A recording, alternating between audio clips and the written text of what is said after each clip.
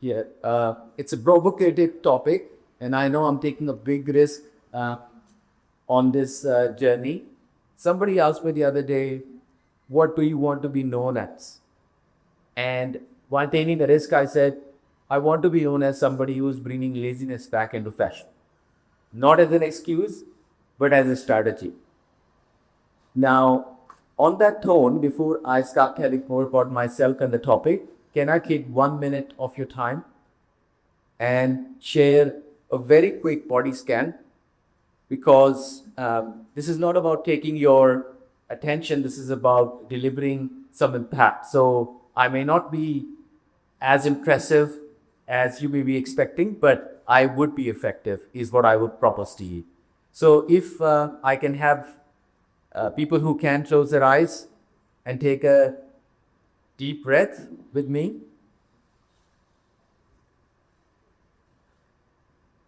And while you do that, quickly starting from your head, if you keep noticing if any part of your head has any tension, very gently, if you can, relax that part of your face, very gently observing if you're having any tension in your jaw. It's normal, it's natural in a public event like this. If you can continue to breathe from your navel for a couple more breaths with me, and continue to relax. Moving on to your shoulders, checking if you're slouching, looking after your back gently. While breathing normally, please continue to move down to your hip region.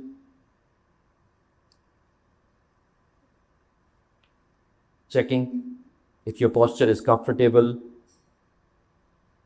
and relaxing your legs, just focusing on your feet. And just try to land in his rope.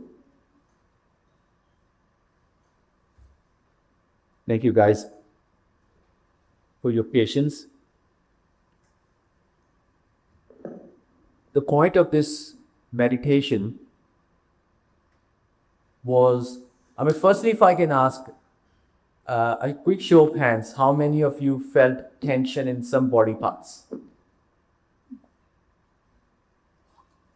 And you were able to release that tension through the meditation that I helped you with? If I can have a show of hands who felt a little bit more relaxed after the minute of breathing and relaxation. All right. So the point I'm trying to make is that yes, we all know about meditation. We all carry tension of some sort in our body, as Dr. Saab was saying earlier, and I loved your concept about, how you looked at pain and this is, I think, what we need more in the world is for people to experience the pain and the problem, but look at it differently, creatively. That's what I think in the world of AI we humans can do now. And if doctors are coming in, then it's even better. So the point I was making with the meditation is that we do know about the concepts and we do carry tension, but we do need that external force at times to come in and help us relieve that tension in our work. And that's what I'm trying to do with this small exercise and my short keynote speech today. I won't take too long because I know it's already late on a Saturday night. But my first book, $1 Million Nap, was about explaining why rest is important. And the way I put it is, look, everybody wants to earn. Everybody wants to make money. It is all good. So it starts with earning. Everybody wants earning. From earning, we've now realized, okay, we need learning before earning. And that's why a lot of schools and colleges all over the world are coming up, and even, us as authors are trying to educate. Great.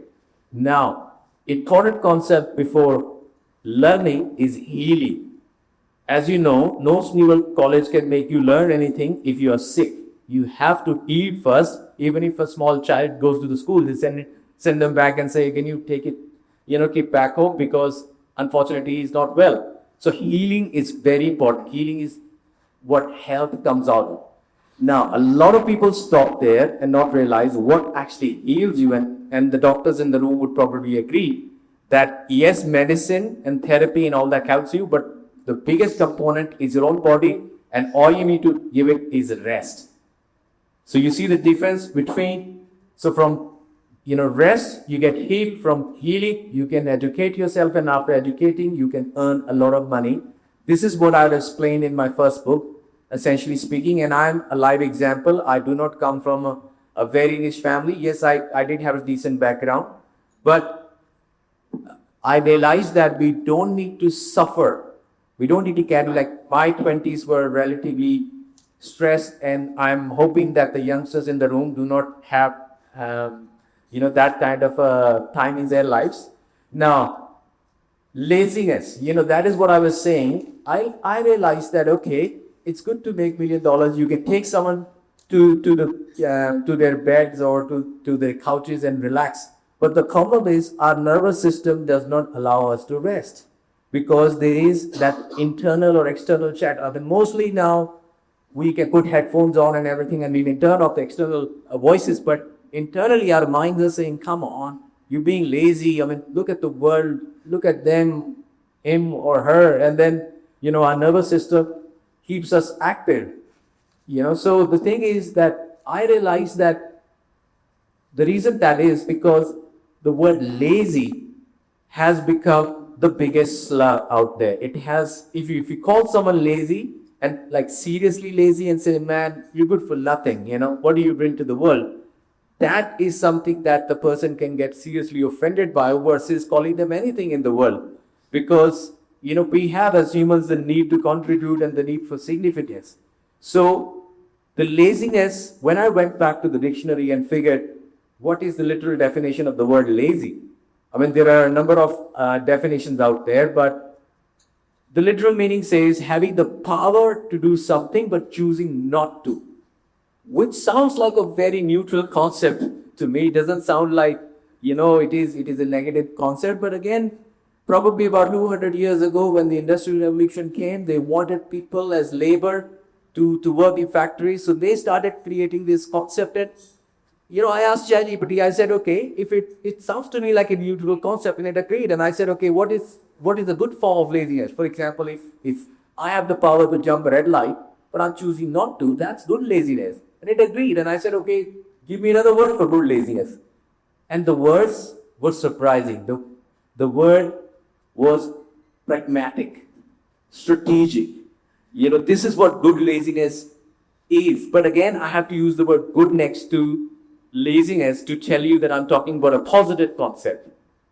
But we can just say lazy if we want to denote it to a negative thing, connotate it to the negative thing. So that's where I think we all need to understand that we are human beings, not human doings. The state of not doing, as it's the basis of all mindfulness in the world, needs to also be practiced outside of the mindfulness studios, and it has to be brought into our life. And that's why I'm saying yes to laziness in my next book.